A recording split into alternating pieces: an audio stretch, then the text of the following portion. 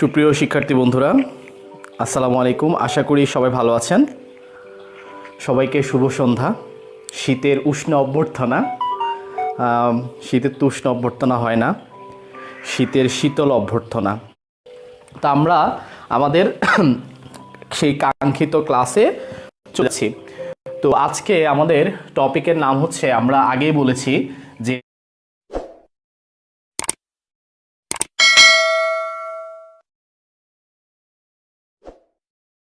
আমরা যে টপিকটা নিয়ে কথা বলবো, এই টপিকের নাম হচ্ছে আইডেন্টিফিকেশান অফ কি, অফ ফ্রেজ, ফ্রেজের আইডেন্টিফিকেশান, ফ্রেজ বা ফ্রেজেস। তা আজকের ক্লাসের নাম হচ্ছে আইডেন্টিফিকেশান অফ ফ্রেজেস। আমরা কিন্তু আজকে identification of parts of speech পড়াবো না, আমরা পড়াবো আইডেন্টিফিকেশান অফ ফ্রেজেস। তবে একটা কথা না বললেই নয়, ফ্রেজ মানে হচ্ছে গ্রুপ অফ ওয়ার্ডস, ঠিক আছে? ফ্রেজ মানেই হচ্ছে গ্রুপ অফ ওয়ার্ডস। তো দেখো, গ্রুপ অফ ওয়ার্ডস মানে কি? গ্রুপ অফ ওয়ার্ডস মানে হচ্ছে ওয়ার্ডের গ্রুপ। ওয়ার্ডের গ্রুপ মানে হচ্ছে শব্দ সমষ্টি বা শব্দগুচ্ছ। তার মানে আমরা যেটা নিয়ে কথা বলছি ফ্রেজ নিয়ে, ফ্রেজের বাংলা অর্থ দাঁড়াচ্ছে গ্রুপ অফ ওয়ার্ডস বা শব্দগুচ্ছ। এখন এই যে পার্টস অফ স্পিচ, আমরা যেটাকে পার্টস অফ স্পিচ বলি, এইটার সাথে ফ্রেজের একটা রিলেশন আছে। রিলেশন কি? বাক্যে যে পার্টস অফ স্পিচ থাকে, ছোটবেলা আমরা কি পড়েছি? বাক্যের অন্তর্গত, তাই না? মনে আছে? বাক্যের অন্তর্গত প্রত্যেকটি অর্থবোধক শব্দকে, বাক্যের অন্তর্গত প্রত্যেকটি অর্থবোধক শব্দকে এক একটি কি বলে? এক একটি পদ বলে বা parts of speech, part of speech বলে। তাহলে দেখো, পার্ট অফ স্পিচ হচ্ছে সিঙ্গেল ওয়ার্ড। বাক্যের ভিতর যে সিঙ্গেল ওয়ার্ড থাকে, একটা করে ওয়ার্ড থাকে, এটাকে বলে পার্ট অফ স্পিচ। আর একাধিক ওয়ার্ড, 2টা 3টা 4টা 5টা একাধিক ওয়ার্ড যখন একসাথে গ্রুপ করে ফেলে, তখন তার নাম হচ্ছে ফ্রেজ। তাহলে কেউ যদি জিজ্ঞেস করে তোমাকে যে what's the difference between part of speech and phrase, তাহলে পার্ট অফ স্পিচ এবং ফ্রেজের বেসিক ডিফারেন্সটা কি? তুমি বলবা যে পার্টস অফ স্পিচ হচ্ছে বাক্যের ভিতর অবস্থিত সিঙ্গেল ওয়ার্ড, অর্থগত একটি শব্দকে পার্টস অফ স্পিচ বলে। আর 2টি 3টি 4টি একাধিক ওয়ার্ড যখন একটি পার্টস অফ স্পিচের মতো ব্যবহৃত হয়, তখন সেটাকে কি বলে? ফ্রেজ বলে। মনে করো আমি যদি বলি যে এ রেড কাউ, একটি লাল গরু, তাই না? A red cow. এখন আমি যখন বলবো যে আই স, আমি দেখেছি এ রেড কাউ, খেয়াল করে দেখো, এখানে আই একটা পার্ট অফ স্পিচ, প্রনাউন, তাই না? স হচ্ছে ভার্ব, এটাও পার্ট অফ স্পিচ। আর্টিকেলগুলা ট্রেডিশনাল গ্রামারে অ্যাজেক্টিভের কাজ করে, ঠিক আছে? ট্রেডিশনাল গ্রামারে আর্টিকেলগুলোকে অ্যাজেক্টিভ ধরা হয়। এই একটা কি আর্টিকেলকে ট্রেডিশনাল গ্রামারে অ্যাজেক্টিভ ধরা হয়। বাট মডার্ন গ্রামারে আর্টিকেল ডিটারমিনারের অংশ। মডার্ন গ্রামারে ডিটারমিনারকে আলাদা একটা পার্টস অফ স্পিচ হিসেবে কাউন্ট করার কথা বলা হচ্ছে, যদিও এটা এখনো স্বীকৃতি দেয়নি। তবে অদূর ভবিষ্যতে হয়তো পার্টস অফ স্পিচ 9 প্রকার হয়ে যাবে। ডিটারমিনার নিজেই একটা পার্টস অফ স্পিচ, আর্টিকেলগুলো ডিটারমিনারের অন্তর্ভুক্ত। তবে ট্রেডিশনাল গ্রামারে এখন পর্যন্ত যে গ্রামারটা আমরা ফলো করছি, এই গ্রামারে আর্টিকেল হচ্ছে ডিটারমিনারের অংশ, আর সকল ডিটারমিনার হচ্ছে অ্যাজেক্টিভের অন্তর্ভুক্ত, মানে ডিটারমিনারগুলোই হচ্ছে অ্যাজেক্টিভ। রেড একটা নিজে একটা অ্যাজেক্টিভ, কাউ একটা নাউন। তাহলে দেখো, আমি একটা লাল গরু দেখেছিলাম, এখানে 1টা 2টা 3টা 4টা 5টা পার্টস অফ স্পিচ আছে এই বাক্যে। কিন্তু আমি যদি এই রেড কাউকে একসাথে ধরি, তাহলে পুরাটার অর্থ কি? একটি লাল গরু। তো একটি লাল গরুকে বোঝাচ্ছে, পুরাটা মিলে একটা পার্টস অফ স্পিচের কাজ করছে। তখন এটাকে আর পার্টস অফ স্পিচ বলা হবে না, পুরাটা মিলে কি বলা হবে? ফ্রেজ। তাহলে এ একটা পার্টস অফ স্পিচ, পুরাটা মিলে কাউন্ট করলে কি হবে? কি হয়ে যাবে? ফ্রেজ হয়ে যাবে, ঠিক আছে? তাহলে আশা করি আমরা পার্টস অফ স্পিচ এবং ফ্রেজের বেসিক ডিফারেন্সটা আমরা বুঝতে পারছি, তাই তো? আচ্ছা, আমরা বিস্তারিত আলোচনায় চলে যাই। মনে রাখতে হবে, ফ্রেজ মানে হচ্ছে হ্যাঁ, ফ্রেজ এবং ক্লজের মধ্যে একটু সূক্ষ্ম পার্থক্য আছে, যদিও আমরা আজকে ক্লজের ক্লাস করাচ্ছি না। ক্লজ মানে হচ্ছে একটা সাবজেক্ট থাকবে এবং একটা ফাইনিট ভার্ব থাকবে। সাবজেক্টের পরে যদি ফাইনিট ভার্ব থাকে, তাহলে সেটার নাম হচ্ছে ক্লজ। আর ফ্রেজের ভিতর সাবজেক্ট আর ফাইনিট ভার্ব একসাথে থাকবে না, মনে রাখতে হবে। এখন ফাইনিট ভার্ব কি, নন ফাইনিট ভার্ব কি, এগুলোর বিস্তারিত আলোচনা আমি আরেকটা ক্লাসে করব। তবে সংক্ষেপে একটু বলে রাখি যে কোনো ভার্বের সাথে যদি আইএনজি থাকে এবং ভার্বের পাস্ট পার্টিসিপল এবং হ্যাভিং আছে না, হ্যাভিংয়ের পরে যদি ভার্বের পাস্ট পার্টিসিপল দেয়া হয় অথবা টু এর সাথে যদি ভার্ব থাকে, এই চারটা জিনিস সাধারণত নন ফাইনিট ভার্ব। মনে রাখতে হবে এই চারটা জিনিসকে, সাধারণত এই চারটা জিনিস হচ্ছে বা এই চারটা ভার্ব হচ্ছে নন ফাইনিট ভার্ব। ঠিক আছে, একজন বলেছেন এই ফ্রেজগুলো নিয়ে অনেক কনফিউশন আছে, আজকে সকল কনফিউশন ইনশাল্লাহ দূর হয়ে যাবে। তবে প্রত্যেকে লাইফটা একটু শেয়ার করে দেন, কাইন্ডলি লাইফটা শেয়ার করে দেন। তাহলে দেখো, যখনই দেখবা যে ভার্বের সাথে আইএনজি আছে, এটা হচ্ছে নন ফাইনিট। ভার্বের পাস্ট পার্টিসিপলও নন ফাইনিট। হ্যাভিং আছে না, হ্যাভিংয়ের সাথে যখন ভার্বের পাস্ট পার্টিসিপল থাকে, মনে করো ডু ডিড ডান, তাহলে ডানটা কি পাস্ট পার্টিসিপল, এটা নন ফাইনিট। হ্যাভিং ডান এটাও কিন্তু নন ফাইনিট। আবার টু এর সাথে যদি ভার্ব থাকে সেটাও non finite. To plus verb হচ্ছে কি বলো, টু প্লাস ভার্ব হচ্ছে একটা নন ফাইনিট ভার্ব, যেটাকে ইনফিনিটিভ বলা হয়। ঠিক আছে, এই যে জেরান বা participle, infinitive, participle, perfect participle, বিভিন্ন নাম আছে। আমরা যখন ভার্বের ক্লাস করব আমরা এগুলো সম্বন্ধে ডিটেলস জানতে পারবো। এখন শুধু আমরা এতটুকুই বুঝতে পারি, এতটুকু বুঝলেই বেটার হবে যে ভার্ব প্লাস আইএনজি, ভার্বের পাস্ট পার্টিসিপল, হ্যাভিংয়ের সাথে past participle R to plus verb, এগুলো হচ্ছে নন ফাইনিট। আর এগুলো বাদ দিয়ে অন্যান্য ভার্বকে সাধারণত কি ধরা হয়, ফাইনিট ভার্ব ধরা হয়। এখন দেখো, আমরা ক্লজের সংজ্ঞায় কি বলেছি, ক্লজ মানে হচ্ছে একটা সাবজেক্ট, একটা কি লাগবে, ফাইনিট ভার্ব লাগবে। কিন্তু ফ্রেজের ভিতর সাবজেক্ট এবং ফাইনিট ভার্ব একসাথে থাকবে না। যেমন দেখো, আমি যদি বলি আই নো, ঠিক আছে, আমি যখন এভাবে বলবো যে আই নো, আমি জানি, হোয়াট টু ডু, কি করতে হয়। এখন আমি জানি কি করতে হয়, দেখো এখানে খেয়াল করে দেখো, আইটা হচ্ছে একটা সাবজেক্ট, নোটা কি, নোটা একটা ফাইনিট ভার্ব, তাই না? আমি জানি প্রেজেন্ট টেন্সে আছে ফাইনিট ভার্ব। ওই যে টেন্স চেনা গেলে ফাইনিট, আমরা ফাইনিট নন ফাইনিট নিয়ে বিস্তারিত আরেকটা ক্লাসে বলবো। সাবজেক্টের পরে যখন ফাইনিট ভার্ব থাকে, দেখো এই যে এই পুরা জায়গাটা, এই পুরা বাক্যটাই একটা ক্লজের কাজ করেছে, সাবজেক্ট এবং ফাইনিট ভার্ব। এটা হচ্ছে একটা কি, ক্লজ। সাবজেক্টের সাথে কি আছে, ফাইনিট ভার্ব আছে। কিন্তু দেখো এই জায়গাটাতে ফাইনিট ভার্ব না, এটা একটা non finite, to plus verb. তাহলে এই জায়গাটুকু এটা কিন্তু ক্লজ না, এই জায়গাটুকু হচ্ছে কি বলো, ফ্রেজ। তাহলে দেখো ফ্রেজ হচ্ছে এখানে টু প্লাস ভার্ব, এটা হচ্ছে ফ্রেজ।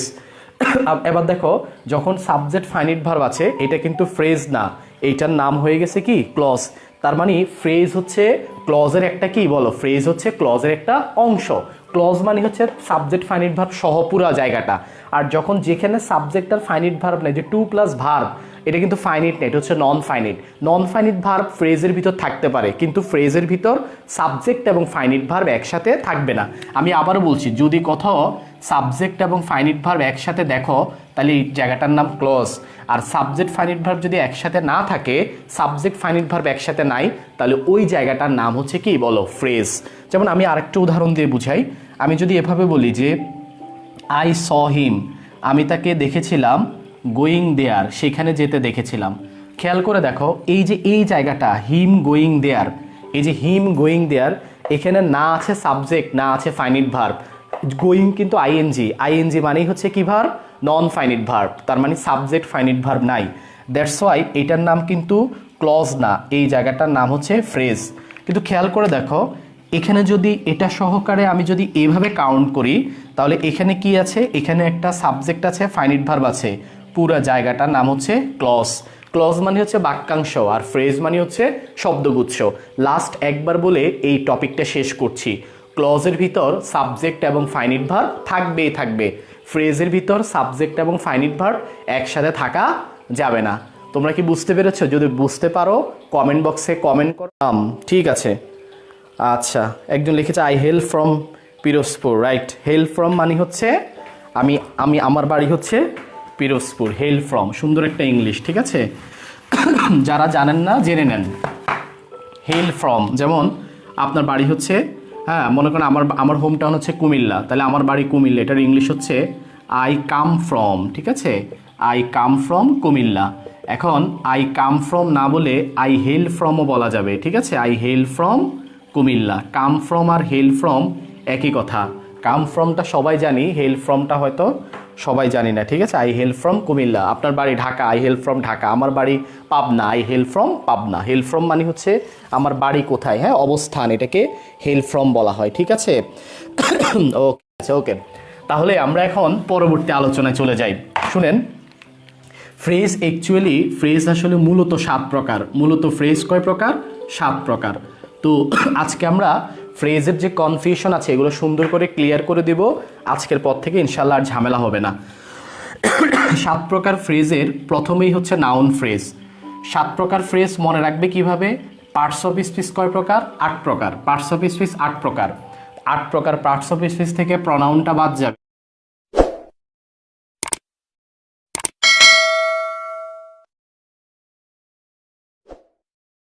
কয় প্রকার থাকে? 7 প্রকার। তাহলে প্রনাউনটা বাদ দিয়ে যত পার্টস অফ স্পিচ আছে প্রত্যেকের নামেই কি আছে? ফ্রেজ আছে। এই জন্য আমরা 1 নাম্বারটা শুরু করলাম, সেটার নাম হচ্ছে নাউন ফ্রেজ। মনে রাখতে হবে, আমি একটা সুন্দর একটা টেকনিক দিচ্ছি। যে কোনো নাউন ফ্রেজকে ইট দ্বারা রিপ্লেস করতে পারবে। কি দ্বারা রিপ্লেস করতে পারবা? ইট দ্বারা রিপ্লেস করা যাবে। ইট দ্বারা রিপ্লেস করা যাবে। আর আরেকটা ব্যাপার হচ্ছে ডিটারমিনার, ঠিক আছে। ডিটারমিনারের পরে থাকে, ডিটারমিনারের পরে বসে, অথবা আরেকটা টেকনিক হচ্ছে ডিটারমিনার দ্বারা শুরু হয়। এই 3টা কথা মনে রাখো, ঠিক আছে। মনে রাখবে ডিটারমিনার হচ্ছে a an the article, my, our, your, his, her, our, this, that, these, those, which, what, whose, 1 2 3 4 5 6 7 8, first, second, third, fifth, each, every, no, এগুলো নিয়ে ডিটারমিনারে নিয়ে আরেকদিন আরেকটা ক্লাসে কথা হবে। তো মনে রাখতে হবে ডিটারমিনারের পরে যেটা বসে সেটা হচ্ছে নাউন ফ্রেজ। আবার ডিটারমিনার দ্বারা যদি শুরু হয় সেটাও নাউন ফ্রেজ। আবার নাউন ফ্রেজকে সাধারণত ইট দ্বারা কি করা যায়? রিপ্লেস করা যায়। এই 3টা কথা যদি মাথায় রাখা যায় তাহলে নাউন ফ্রেজ খুবই সহজ। এবং নাউন ফ্রেজের মতো সহজ ফ্রেজ বা এই গ্রামারের মতো সহজ আলোচনা আর নাই। ক্লাসটা করলেই বুঝবেন কতটা ইজিভাবে আপনি ব্যাপারটা বুঝতেছেন। শোনেন, প্রথম হচ্ছে যে ডিটারমিনারের পরে যদি বসে সেটা নাউন ফ্রেজ। যেমন আমি যদি এই বাক্যটা যখন বলছিলাম, I saw a red cow, খুব মনোযোগ দাও, আমি একটা লাল গরু দেখলাম। এখন এটা যদি এখানে আন্ডারলাইন থাকে, আন্ডারলাইন করে যদি বলে এটা কোন ফ্রেজ, তাহলে এটা কি ডিটারমিনার না? এ যদি একটা ডিটারমিনার হয় তাহলে ডিটারমিনারের পরে কি হবে? Noun phrase. এটা নাউন ফ্রেজ। বাক্যটা যদি এরকম থাকে, I saw a red cow, এভাবে থেকে আন্ডারলাইনটা যদি এখান থেকে যদি আন্ডারলাইন থাকে, তাও দেখো আন্ডারলাইন এখান থেকে আছে না, এই যে এ সহ ডিটারমিনার সহ, এটা তো ডিটারমিনার। তাহলে দেখো ডিটারমিনার দ্বারা যদি শুরু হয়, এটা কিন্তু ডিটারমিনার দ্বারা শুরু হয়েছে, আর এটা ডিটারমিনারের পরে আছে। ভাই, ডিটারমিনারের পরে থাকুক আর ডিটারমিনার দ্বারা শুরু হোক, যে অবস্থায় থাকুক না কেন, অবশ্যই এটা কি হয়ে যাবে? Noun phrase. সবসময় মাথায় রাখতে হবে নাউন ফ্রেজ এমন ফ্রেজ ডিটারমিনার দ্বারা শুরু হতে পারে, আবার ডিটারমিনারের পরেও থাকতে পারে। দেখো ডিটারমিনার দ্বারা শুরু, আবার ডিটারমিনারের কোথায় আছে? ডিটারমিনারের পরে আছে, ডিটারমিনার দ্বারা শুরু হয়েছে। আমি আরেকটা বলি, দেখো যদি এরকম বলা যায়, এভাবে যদি বলি, হি ইজ মাই, সে হচ্ছে আমার, he is my kith and kin, সে আমার আত্মীয় স্বজন। কিথ অ্যান্ড কিনও একটা ফ্রেজ, তবে এটা সাধারণ ফ্রেজ না, এটাকে বলা হয় ইডিয়ম। ইডিয়ম মানে হচ্ছে বাগধারা। বাংলায় যেমন আমরা বলি না, আমরা কাঠের ঢেকি, অকাল কুষ্মাণ্ড, আছে না, অমাবস্যার চাঁদ, তোমাকে তো দেখাই যায় না, তুমি তো অমাবস্যার কি হয়ে গেছো? চাঁদ হয়ে গেছো। ছেলেটা তো কিচ্ছুই করে না, সে তো একটা আমরা কাঠের ঢেকি। অকাল কুষ্মাণ্ড, অন্ধের যষ্টি, মানে একমাত্র অবলম্বন। এই বাগধারাগুলোকে ইংরেজিতে বলা হয় ইডিয়ম। কিথ অ্যান্ড কিন একটা বাগধারা বা ইডিয়ম। কিথ অ্যান্ড কিন শব্দের অর্থ হচ্ছে আত্মীয় বা স্বজন, নিকটাত্মীয়। এখন দেখো এই যে মাই আছে, এখন এটা যদি মাইয়ের পরে থাকে, মাইটা কি ডিটারমিনার, তা এখন যদি মাইয়ের পরে থাকে তাও এটা কি ফ্রেজ? Noun phrase. যদি এখানে আন্ডারলাইনটা যদি মাই থেকে শুরু হয়, মাই থেকে, তাও এটা কি হবে? Noun phrase. আন্ডারলাইন যদি কিথ অ্যান্ড কিথ থেকে হয়, কিথ অ্যান্ড কিন, তাও নাউন ফ্রেজ। যদি মাই থেকে শুরু হয় তাও নাউন ফ্রেজ। কেন? কারণ ডিটারমিনার দ্বারা শুরু হলেও নাউন ফ্রেজ, আবার যদি ডিটারমিনারের পরে থাকে সেটাও কি হবে? নাউন ফ্রেজ হয়ে যাবে। নাউন ফ্রেজের আরেকটা দুর্দান্ত টেকনিক হচ্ছে ইট দ্বারা রিপ্লেস করা যায়। ইট দ্বারা, যেমন মনে করো আমি যদি এভাবে বলি যে হার ক্রাইং ফেস, ঠিক আছে, হার ক্রাইং ফেস, তার কান্নারত মুখ, তার কান্না মাখা মুখ লুকস নাইস, তাকে কাঁদলে সুন্দর লাগে। হার ক্রাইং ফেস লুকস নাইস। এখন এখানে যদি আন্ডারলাইনটা করে দাও, হার ক্রাইং ফেস লুকস নাইস, তাহলে পরীক্ষায় কিন্তু আন্ডারলাইন ওরা করে দিবে। তোমার টেনশনের দরকার নাই যে ভাইয়া আন্ডারলাইন আমি কোথায় পাবো, আমি কিভাবে করব। ওরা করে দিবে, আন্ডারলাইন করে বলবে যে আন্ডারলাইনকৃত জায়গাটি কোন ফ্রেজ। কি করতে হবে দেখো, এখানে কি আছে, এটা একটা ডিটারমিনার। তুমি যদি এটা চিন্তা করো যে ডিটারমিনার সহকারে আছে নাউন ফ্রেজ, এটা দিলেও হবে। আবার তুমি যদি এটার পরিবর্তে ইট বসাও, ইট বসাও, তাহলে কি হবে বলো, ইটের সাথে এটাকে মিলায় পড়বা। কোনটাকে মিলাবা, যেটা আন্ডারলাইন ওটার নিচে ইট বসাবা, ইটের সাথে আবার বাকি অংশ যেখানে আন্ডারলাইন নাই। আমি আবারও বলছি, ইটের সাথে কি করবা, আন্ডারলাইনের জায়গায় তুমি ইট বসাবা, ইট প্লাস আন্ডারলাইন ছাড়া অংশ, ঠিক আছে। ইটের সাথে আন্ডারলাইন ছাড়া অংশ যোগ করবা। আমি আবার বলি, ইটের সাথে আন্ডারলাইন নাই যেটার সাথে, ওইটার সাথে যোগ করবা। আবার ইট দিলে এটা বাদ দিবা, তাহলে মূল বাক্যটা ছিল হার ক্রাইং ফেস লুকস নাইস। তো আমরা কি করলাম, হার ক্রাইং ফেস বাদ দিয়ে আমরা বলতে পারি ইট লুকস নাইস। এটা কেমন দেখায়, এটা কি দেখায়, এটা সুন্দর দেখায়। তাহলে ইট দ্বারা দেখো বাক্যটা সুন্দর মিলে গেছে, ইট লুকস নাইস। যখন বাক্যটা এভাবে মিলে যাবে, বাক্যটা ইট দিয়ে মিলে যাবে, তখন এইটার নাম কি হয়ে যায়, এটার নাম হচ্ছে নাউন ফ্রেজ। মনে রাখবা, নাউন ফ্রেজকে ইট দ্বারা কি করা যায়, রিপ্লেস করা যায়। আরেকটা বলি, যেমন আমি বললাম যে আমি এভাবে বললাম যে আই নো, আমি জানি, how to do the work, আমি জানি কিভাবে কাজটা করতে হয়। এখন দেখো হাউ টু ডু দ্য ওয়ার্কের নিচে দাগ, ঠিক আছে, হাউ টু ডু দ্য ওয়ার্কের নিচে দাগ। এখন এইটার নিচে দাগ থাকার কারণে যে ঘটনাটা ঘটবে, তো অনেকে কি করবে, হাউ আছে না, অনেকেই মনে করে বিভিন্ন গাইড বই দেখে বিভিন্ন উল্টাপাল্টা ইনফরমেশন, মিসলিডিং ইনফরমেশন দেখে, যেমন হাউ, হোয়েন, হোয়ার এগুলো থাকলে অ্যাডভার্ব হয়। এগুলা পার্টস অফ স্পিচ বের করা আর ফ্রেজ বের করা এক জিনিস না, ঠিক আছে। হাউ থাকলে অ্যাডভার্ব হবে এমন না, এখানে নো এর পরে হাউ আছে, তুমি এটার সাথে এভাবে মিলাও, ইট দিয়ে মিলাও, তাহলে আন্ডারলাইনের নিচে কি বসাইছো, ইট। এবার ইটের সাথে আন্ডারলাইন ছাড়া অংশটা যোগ করে দিবা, ইট প্লাস আই নো, তাহলে কি হলো, আই নো ইট, আমি এটা জানি। তাহলে ইট দ্বারা রিপ্লেস করলেই সেটা কি হয়ে যাবে, সেটা হয়ে যাবে নাউন ফ্রেজ। ওকে, তাহলে আজ থেকে আমরা তিনটা জিনিস মনে রাখবো নাউন ফ্রেজের ক্ষেত্রে। আমি আবারও বলি, আমরা কিন্তু এভাবে পড়ি, বেশিরভাগ সময় এভাবে সময় নষ্ট করি।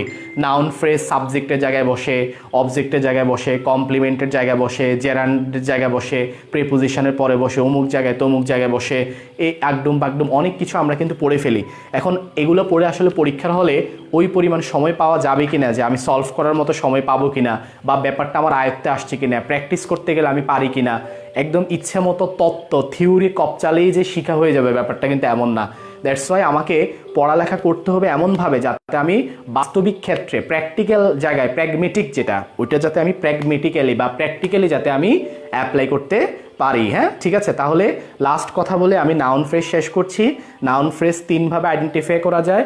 যখন ইট দ্বারা রিপ্লেস করা হয় সেটা হচ্ছে নাউন ফ্রেজ, যখন ডিটারমিনারের পরে বসে ওইটাও নাউন ফ্রেজ, আর যদি ডিটারমিনার দিয়েও শুরু হয় তাহলেও সেটাও নাউন ফ্রেজ। কথাটা ক্লিয়ার কিনা please comment. Okay, thank you. তো যেটা বলছিলাম সেটা হচ্ছে, তাহলে ইট দ্বারা রিপ্লেস করে দিবা, ঠিক আছে। এখন ইট দ্বারা রিপ্লেস করে দিবা, এটা হচ্ছে অঙ্কের মতো আর কি। ইট না বসিয়ে আমরা ম্যাথমেটিক্স করার সময় আমরা ধরি পুত্রের বয়স এক্স, পিতার বয়স ওয়াই, ধরি খ, এরকম আর কি। ইটের পরিবর্তে এক্স, ওয়াই, জেড এগুলো দিলেও হবে, তবে ইট দিলে আর কি মানদণ্ডটা, স্ট্যান্ডার্ড ভ্যালুটা ঠিক থাকে আর কি। মানে আমি ইটের জায়গায় কিন্তু কারো নামও দিতে পারি, যেমন আই নো অমুক, আই নো তমুক। আমি বলতে পারি I know Donald Trump, I know Joe Biden, আমরা বলতে পারি আই নো হিরো আলম। কতভাবেই তো বলা যায় না, একটা দিলেই হয়, মিলে যায়, ঠিক আছে। যেমন এই যে হার ক্রাইং ফেস লুকস নাইস, তার কান্না মাখা মুখ সুন্দর দেখায়। মানে আমরা যদি এখানে কারো নাম দিয়ে বলি, যেমন চুমকি লুকস নাইস, মিলে গেছে না, মানে যে কোনো নাউন বসালেও মিলে যাবে। এই জন্যই এটা হচ্ছে ইট দ্বারা বলছি আর কি। ইট না বসিয়ে যদি কোনো নাউন বসাও, কারো নাম বসাও, তাও বাক্যগুলো মিলে যায়। নাউন ফ্রেজ ব্যাপারটাই এমন, নাউন বসাইলেও বাক্যটা মিলে যায়। ওকে, আচ্ছা, এবার একটা গুরুত্বপূর্ণ কথা হচ্ছে, মনে রাখতে হবে এই যে নাউন ফ্রেজ আছে না, আমরা এখন কি পড়াচ্ছি, নাউন ফ্রেজ। ওকে, এই নাউন ফ্রেজের দুইটা শাখা মনে রাখতে হবে। নাউন ফ্রেজ যখন ভার্ব প্লাস আইএনজি দ্বারা শুরু হয়, আবার টু প্লাস ভার্ব দ্বারা শুরু হইতে হবে। নাউন ফ্রেজ, কোনো নাউন ফ্রেজ যদি আইএনজি যুক্ত ভার্ব দিয়ে শুরু হয় তখন ওই নাউন ফ্রেজটার নাম হচ্ছে জেরান্ড ফ্রেজ। কি ফ্রেজ? Gerund phrase. আর টু প্লাস ভার্ব দিয়ে শুরু হলে ওইটার নাম হচ্ছে ইনফিনিটিভ ফ্রেজ। মনে রাখতে হবে নাউন ফ্রেজ যদি ভার্ব প্লাস আইএনজি দিয়ে শুরু হয় তাহলে সেটার নাম হচ্ছে জেরান্ড ফ্রেজ। আর যদি টু প্লাস ভার্ব, ব্যাকগ্রাউন্ডের মিউজিক কি খারাপ লাগতেছে আমার তো? তাহলে আমি যেটা বলছিলাম, নাউন ফ্রেজের শুরুতে, হ্যাঁ, যখন ভার্ব প্লাস আইএনজি থাকবে শুরুতে তখন সেটার নাম হয়ে যায় জেরান্ড ফ্রেজ। আর যখন টু প্লাস ভার্ব থাকবে তখন সেটা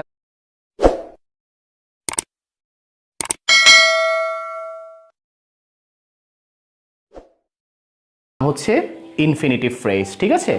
তাহলে দেখো এখানে একটা কথা আছে, সেটা হচ্ছে যদি প্রশ্নে যদি দেখো ভার্ব প্লাস আইএনজি থাকলে কিন্তু জেরান্ড ফ্রেজ। এখন একটা কথা বলে দেই, প্রশ্নের অপশনে যদি নাউন ফ্রেজ আর জেরান্ড ফ্রেজ দুইটাই থাকে, মনে করো ভার্ব প্লাস আইএনজি আছে, এখন নাউন ফ্রেজও আছে জেরান্ড ফ্রেজও আছে, অবশ্যই তুমি নাউন ফ্রেজ দাগাবা। আবার নাউন ফ্রেজও আছে, ইনফিনিটিভ ফ্রেজও আছে, মনে করো টু প্লাস ভার্ব দিয়ে শুরু, এখন প্রশ্নে নাউন ফ্রেজও আছে ইনফিনিটিভ ফ্রেজও আছে। আমি আবারও বলছি, অবশ্যই নাউন ফ্রেজকে প্রাধান্য দিতে হবে। মানে নাউন ফ্রেজ হচ্ছে মাদার, একদম ফাউন্ডেশন। নাউন ফ্রেজের শাখা বের হয়েছে এই দুইটা, এই জন্য এই দুইটাকে দাগানো যাবে না। মূলত নাউন ফ্রেজ দাগাইতে হবে, এটা পরীক্ষার হলে এটা দাগানোর নিয়ম। তুমি হয়তো ভাবতে পারো যে ভাইয়া জেরান্ড ফ্রেজ দিলেও তো সমস্যা নাই, হয়তো হ্যাঁ হয়, দুইটাই আনসার, কিন্তু ভাইয়া পরীক্ষার হলে তো দুইটা দাগানো যাবে না। ওএমআর মেশিনে একটাকে ফিট করে রাখবে, অপশন হিসেবে একটাকে চুজ করে দিবে, এই জন্য তোমাকে একটাই দাগাইতে হবে, দুইটা দাগানোর কোনো সুযোগ নাই। তাহলে আজ থেকে মনে রাখবা দুইটাই থাকলে নাউন ফ্রেজ দাগাবা। যেমন দেখো আমি যদি এরকম বলি যে আই ডিসলাইক, খুব মনোযোগ দাও, I dislike to speak loudly. আমি লাউডলি কথা বলা অপছন্দ করি, ডিসলাইক করি। এখন এটার নিচে আন্ডারলাইন করা। তো অনেকে কি করবে, টু প্লাস ভার্ব দেখে তাড়াহুড়া করে ইনফিনিটিভ ফ্রেজ দাগে দিয়ে আসবে। তাড়াহুড়া করার দরকার নাই, এরকম থাকলে কিন্তু নাউন ফ্রেজ না হয়ে প্রিপোজিশনাল ফ্রেজও হতে পারে, আবার অ্যাডজেক্টিভ ফ্রেজও হয়, অ্যাডভার্বিয়াল ফ্রেজও হয়। অ্যাডভার্বিয়াল ফ্রেজও টু প্লাস ভার্ব থাকতে পারে। সো তাড়াহুড়া করা যাবে না, প্রথমে এটাকে চেক করতে হবে। হ্যাঁ, কেমিস্ট্রির মতো রাসায়নিক বিক্রিয়া করি না আমরা, টেস্ট করি না, টেস্ট করে দেখতে হবে এটা ইট দ্বারা মিলে কিনা। দেখো তো মিলে কিনা। আই ডিসলাইকের সাথে ইট বসালে কি হয়? আই ডিসলাইক ইট দ্বারা কিন্তু মিলে গেছে।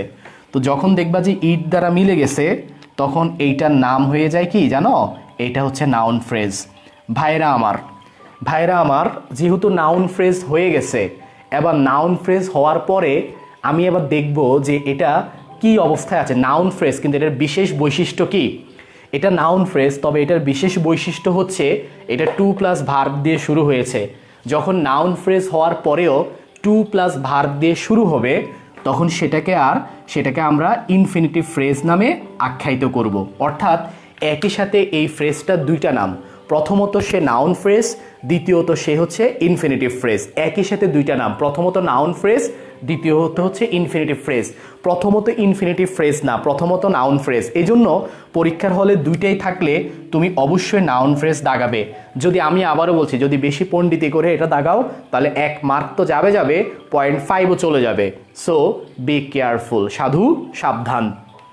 এবার দেখো, মনে করো বাক্যটা এরকম আছে যে আই হেট আমি ঘৃণা করি স্পিকিং, আমি ঘৃণা করি স্পিকিং লাউডলি, জোরে কথা বলাকে আমি ঘৃণা করি।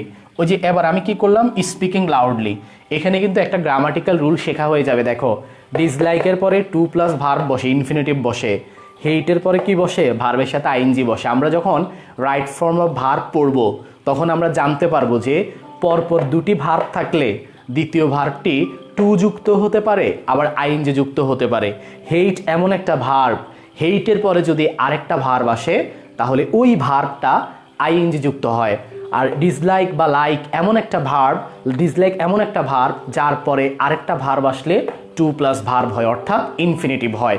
তো দেখো, আই হেট স্পিকিং লাউডলি, আমরা এখানে কি বসাবো? ইট বসাবো। দেখো তো মিলে কিনা, আই হেট ইট, সুন্দর মিলে গেছে, আমি এটা ঘৃণা করি। তো মনে রাখবা ইট দ্বারা মিলে গেলেই এইটার নাম হচ্ছে নাউন ফ্রেজ। আর এটা সাধারণ কোনো নাউন ফ্রেজ না, ভার্ব প্লাস কি আছে, আইএনজি আছে। ভার্ব প্লাস আইএনজি থাকার কারণে এটা একটা জেরান্ড ফ্রেজ। আর আবারও বলছি, প্রশ্নের অপশনে নাউন ফ্রেজ আর জিরান্ড না, জেরান্ড, আমরা কিন্তু এটাকে জিরান্ড বলি, জিরান্ড বলা যাবে না, বলতে হবে জেরান্ড, ঠিক আছে, জেরান্ড। তাহলে নাউন ফ্রেজ আর একটা হচ্ছে জেরান্ড ফ্রেজ। তো জেরান্ড ফ্রেজ, নাউন ফ্রেজ দুটোই অপশনে থাকলে আমরা অবশ্যই নাউন ফ্রেজ দাগাবো। কেন? কারণ এখানে প্রধান হচ্ছে নাউন ফ্রেজ, তারপরে গিয়ে জেরান্ড ফ্রেজ। আর যদি নাউন ফ্রেজ না থাকে তাহলে আমরা জেরান্ড ফ্রেজ দাগাবো। যেটা বলছিলাম যে, আচ্ছা কমেন্ট বক্সে এসে কবিতারে খুঁজতেছে, একজন চুমকিরে খুঁজতেছে, আচ্ছা খুঁজুক যাক, বা এমনি তো হয় না, কমেন্টে এসে কিছু হইলেও ভালো, নাই মামা আছে কানা মামা ভালো। তো যেটা বলছিলাম সেটা হচ্ছে, ছোটোবেলায় আমরা যারা ইসলাম শিক্ষা পড়েছি, হ্যাঁ, যারা ইসলাম ধর্মাবলম্বী, ইসলাম শিক্ষায় আমরা পড়েছি যে প্রত্যেক রাসূলগণই নবী, কিন্তু প্রত্যেক নবীগণই কি না, রাসূল না। সকল রাসূলকে নবী বলা যাবে, সকল নবীকে রাসূল বলা যাবে না। আমরা বিজ্ঞান বইতে পড়েছি ক্লাস 6-7 উঠে যে সকল খারই খারক, সকল খারকই খার নয়। তেমনি করে আজকে আমরা বলতে পারি সকল জেরান্ড ফ্রেজে নাউন ফ্রেজ, কিন্তু সকল নাউন ফ্রেজ আবার জেরান্ড ফ্রেজ না। সকল ইনফিনিটিভ ফ্রেজই নাউন ফ্রেজ, কিন্তু সকল নাউন ফ্রেজই ইনফিনিটিভ ফ্রেজ না।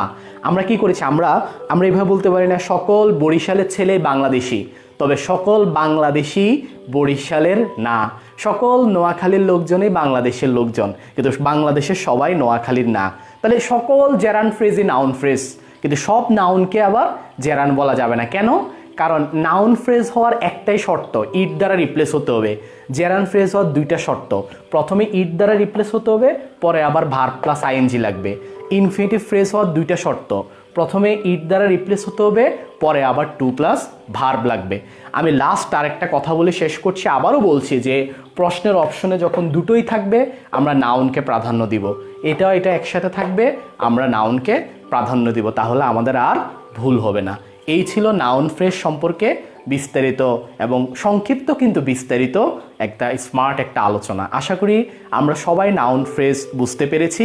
কে কতটুকু বুঝেছি, কিভাবে বুঝেছি, না বুঝতে পারলে আবারও বুঝাতে হবে। অবশ্য এখানে আবার বোঝানো দরকার নাই, ভিডিওটা আবার টেনে দেখলেই হবে। যখন ক্লাস শেষ হবে ভিডিও টেনে দেখলে আপনি বুঝে যাবেন।